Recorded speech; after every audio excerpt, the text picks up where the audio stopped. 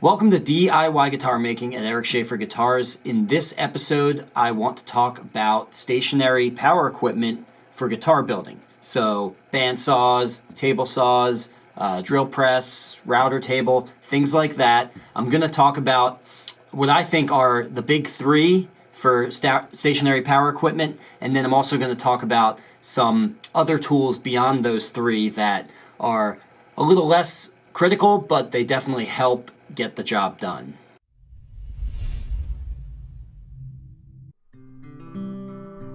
Now first I want to address a technicality here to avoid the inevitable YouTube commenter pointing out the obvious here, and that's that technically you don't need any stationary power equipment or even any power tools necessarily.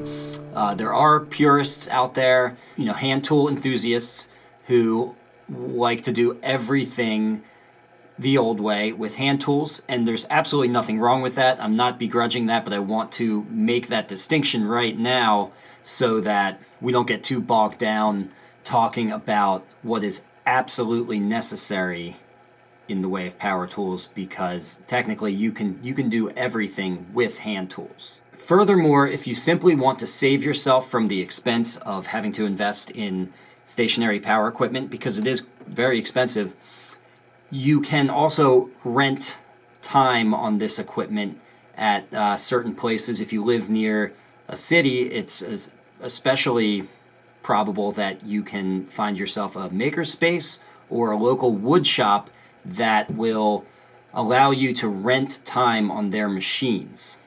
Now, if you plan on just building one guitar as a one-time project, or if you're just getting into this without a lot of money or space, then that is definitely the way to go. When I talk about the power equipment here, you should definitely look into renting time at a makerspace or a wood shop. In fact, I'll talk about in a little bit how I sometimes do the same thing with my thicknessing equipment.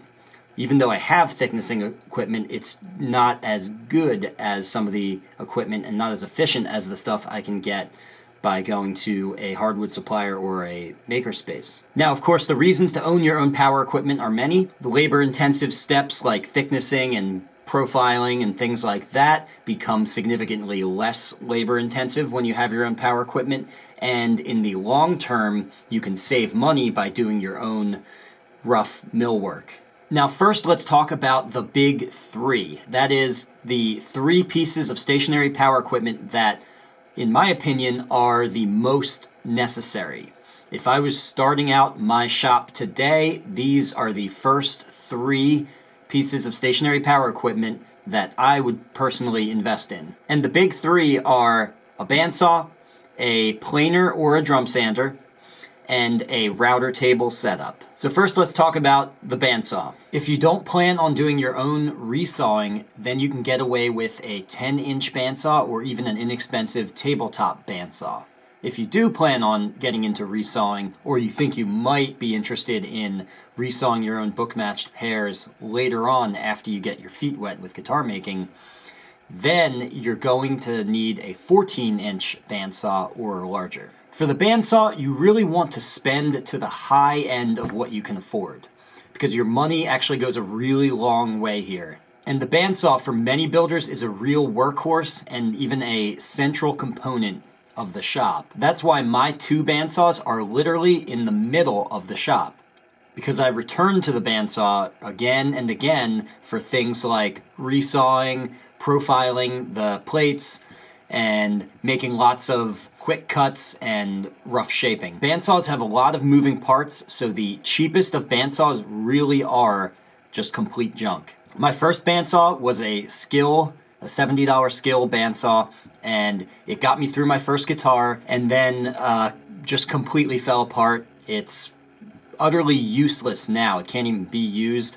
Not to mention, it being as small as it never really was up to most tasks anyway. So for most people, I really do recommend investing in a decent 14-inch bandsaw. As far as the blades for the bandsaw, I can get everything I need done with just a 3/4-inch blade and an 1/8 of an inch blade.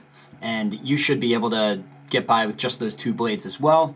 It's not a bad idea to have blade size in between those two extremes, but I find that given the amount of time and hassle it takes to swap out the blades, it makes sense for me. Now I have two separate bandsaws, which just works with my setup. I do this full time, so it's not going to be necessary for the majority of people doing this to have two bandsaws. It's a little excessive, but again, I do it full time. So I have each bandsaw, one bandsaw set up with the 1/8 inch blade and one bandsaw set up with the 3/4 inch blade, so I can just pop over from one to the other. It makes the process a lot more fluid for me, so I don't have to spend the time swapping out blades. Now for you guys, it's going to make or for most of you guys I should say, it's going to make a lot more sense, especially if you're getting started, to get those two blades, the 3/4 inch and the 1/8 inch, and just take the 20 minutes to swap them out between tasks. Okay, so next in the big three is the planer or drum sander. Basically what I'm saying is you need some way of thicknessing parts, especially the top and the back plates and the sides. Now, as I mentioned before, you can do this by hand, but of all the processes in guitar building, doing this by hand is probably the most tedious. And also, if you don't have reasonable experience with a smoothing plane or something like that, then it's also going to be a difficult process for a beginner to do well. But even for the experienced builder, most builders I know have some sort of heavy stationary machinery to deal with this task because it's just so time consuming and tedious.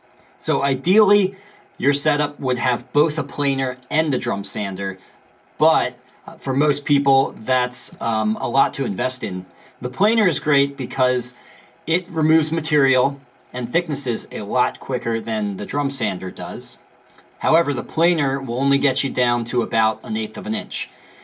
And for most things within woodworking, 1/8 of an inch is more than enough. However, with acoustic guitar building, we actually want the plates to be, in most cases, thinner than 1/8 of an inch. That's why we need to further thickness beyond the capability of the planer. Enter the drum sander. So generally what I do is I have my DeWalt planer. I start out thicknessing the plates on the DeWalt planer, and then I go to my drum sander and I bring it down the last little bit. The drum sander definitely takes a lot longer than the planer, but it's very even, it's very easy to use, and it can take me down as thin as I need to go. For the sides, for example, I take those down to, in some cases, 75 thousandths of an inch, which is significantly thinner than 1/8 of an inch, which, by the way, is 125 thousandths of an inch. So what I did to start, and my recommendation for someone starting out now is to do this, is to get a drum sander first. And actually, I built my drum sander, and I'll talk about that in a minute here. But get a drum sander, and that will work for you for a while until you just get sick of, having to spend so much time at the drum sander thicknessing. At that point, you're going to want to get a planer to speed things up and get the wood down to 1/8 of an inch really quick before finessing it down on the drum sander that last little bit. Now, as I mentioned, I did build my drum sander, and I'm going to put a link in the description for this episode to the plans that I used. Matthias Wendell, who has an excellent, fascinating YouTube channel, you should check that out as well. He created these plans and put them out for free on the internet, so you can find them at that link. So Matthias Wendell made the plans, but they're actually based off of a thickness sander that was originally built by a ukulele maker named Pat Hawley. So you need something to thickness your parts with, and this category of stationary equipment can get really expensive. If you look around at commercial models of drum sanders, you'll see that they pretty much start, the cheapest ones, at about $1,000. If you build it yourself, I spent about $300, all things considered, the wood and the motor and everything, for building the Pat Hawley drum sander. It's a pretty significant project to get into. So if you're just building one guitar, I don't necessarily recommend building your own drum sander in order to build the guitar. That's a little bit like reinventing the wheel. So with this category of stationary equipment, more than anything else, I would really recommend, I think the right answer for a lot of people is to do what I said earlier, which is to rent time on equipment. In fact, even with my setup with the planer followed by the drum sander, I still, when I have a lot of sets to do all at once, like I do right now, I will take my sets to Hearn Hardwoods in Oxford, PA, and pay them an hourly rate, $75 an hour, and they'll thickness all those parts for me. And they have such incredible thicknessing equipment, so they can knock out all of these sets for me in a fraction of the time that it would take me. Okay, so the next of the big three is the router table. These are always sold separately. You have to get two things: a router, and then you have to purchase a table for it or build a table for it. As you can see over here, I have two different router table setups. One that I purchased, and this one over here that I built and is built into the table. As you can see, building your own router table, especially one that's built right into your workbench, it's really not a hard task to do. It's two pieces of MDF or high quality plywood that are glued together just to give the table more stability. When you glue two pieces together, it pulls the cup out of both pieces, and that thickness just gives extra stability to the table so it doesn't cup or warp or anything like that later on. And then you're basically drilling holes to attach your router to the bottom. Now, routers are one of the most dangerous tools in the shop, if not the most dangerous tool in the shop. So whenever I bring up routers, I always like to also mention this. I think it's a relatively new tool. It was at least new to me about 2 years ago, though it's probably been around longer than that. It's called the Robo Sander, and it's really just the abrasive version of a flush trim router bit. And it's, rather than being held in a router system, it is held in a drill press. Whereas in the past I would have always recommended a router, I find myself more and more recommending to beginners a drill press and some Robo Sander sanding sleeves. The Robo Sander goes a little slower, but it's just a lot safer, and you're less likely to get tear out on your piece. So that's just something to consider. But even though the Robo Sander can eliminate a lot of the need for a router table setup, I don't think it eliminates it entirely. You would still need a router table in order to cut the truss rod slot, if nothing else. So those are what I think of as the big three. A very minimal shop, I think, should have at least those three things. Okay, so now let's imagine that you've got your big three nailed down, and now we're looking at sort of the next level of tools that make your shop a little more efficient and a little more comfortable. What I would consider sort of the second tier of tools to look at would be your table saw, your drill press, and a good combination belt/disc sander. So let's talk about the table saw. Now, I'm actually in the minority here, I think, because I hardly ever use my table saw. And that is largely due to the fact that I do so much with my bandsaw. An argument can be made that the bandsaw is safer than the table saw, and that's part of the reason I think why I'm pulled to the bandsaw more often than the table saw. I'm just more comfortable at the bandsaw too, and when it comes down to it, whatever tool you're most comfortable at is the safest tool. I see a lot of other builders who have invested in a very nice table saw, and that makes sense for them. They use the table saw for a lot of operations. I pretty much only use the table saw for fret slotting, and even that can be done by hand, and it's not a super hard task to do by hand. So That's why I put the table saw in this second tier, because honestly, you don't really need it if you have a good bandsaw. You can do your fret slotting by hand and then just do everything else that you would have done on the table saw on the bandsaw. And let's talk about the drill press. So the drill press I put in this second tier simply because most of the things you could do with a drill press, you could just do with a handheld drill. However, if you do this long enough, you'll find at some point, in order to up your game, you're gonna want to invest in a stationary drill press, simply for the reason that your drilling is going to become much more accurate. And then, of course, there's also that secondary reason that I mentioned earlier, and that's that you can use something like the Robo Sander in order to pull yourself off of the router table. And then a belt/disc sander is just going to speed up a lot of those rough sanding operations. Not to mention having a well-squared disc sander is going to go a long way in helping you keep your stock square in certain situations, like when you're roughing out the heel on the neck blank. And speaking of squaring edges, I almost wanted to include in this second tier a jointer, but I don't myself have a jointer.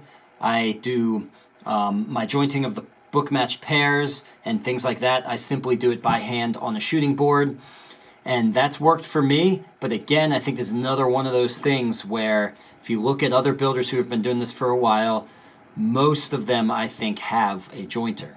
And maybe sometime in the future I will get a jointer as well and, join the rest of modern society. And finally, beyond those three are just your very peripheral tools, just your miscellaneous, not necessary but fun to have tools. In that category, I would put things like spindle sanders, oscillating spindle sanders. Those are really great. They're really a game changer as far as speeding up shaping, especially shaping things like bridge blanks and neck heels and the fretboard tongue and the headstock. But you don't really need a spindle sander. A miter saw, I have a miter saw. I don't use it very often, but it is nice because there are certain quick square or 45-degree cuts that I don't have to bother with doing on, say, the table saw, that I can just knock it out even quicker on the miter saw. But if I didn't have the miter saw, it wouldn't be a big deal. But anyway, all those extra tools aren't really worth considering until you have, I think, progressed for a couple years with some of the basic stationary equipment. So I hope that helps. I just wanted to share some of my personal insight on the most important stationary equipment in the shop. Obviously, it's going to vary a little bit based on your own personal situation and just on personal preference, but I think what I described here is going to apply to most people in most situations.